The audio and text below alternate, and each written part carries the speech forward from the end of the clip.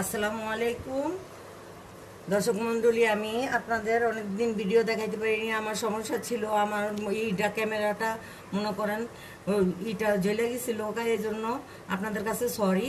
আমি এখন এখন আমি মুরগিটা ধুইয়া বানায়া সুন্দর করে পরিষ্কার করে নিছি। আর মুরগিটা রান্নার জন্য এই যে এখানে মশলা নিছি, বাইটা নিব। এই যে আদা রসুন নিছি, বাইটা নিব।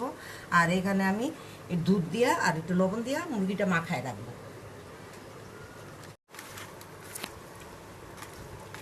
দর্শক মণ্ডলী, আমি আপনাদের কাছে সরি বললাম।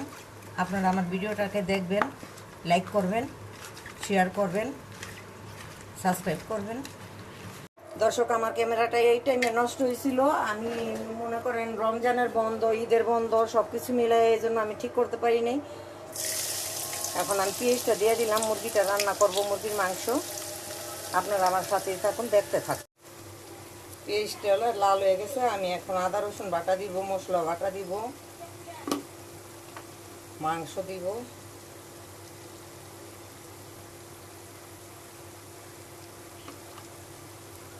বন্ধুরা, মশলাটা কষাই হয়ে গেছে। আমি এখন মাংসটা দিয়ে দিব। মাংসটা দিয়ে ভালোভাবে কষাই নিব। আপনারা দেখতে থাকুন, আমার সাথেই থাকুন।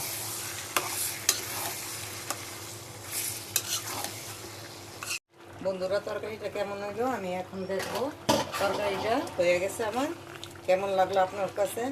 আপনারা আমার ভিডিওটার পাশে থাকবেন, লাইক করবেন, শেয়ার করবেন। এই পর্যন্ত, আল্লাহ হাফেজ।